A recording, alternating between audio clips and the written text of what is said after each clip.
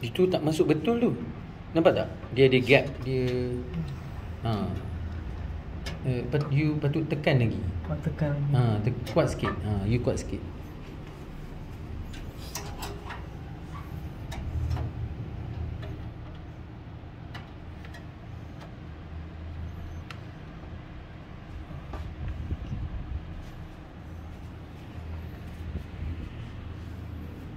Ni baru masuk betul kan?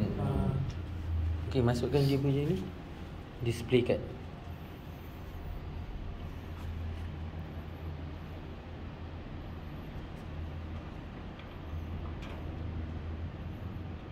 Port dia bagi masuk dulu, port dia.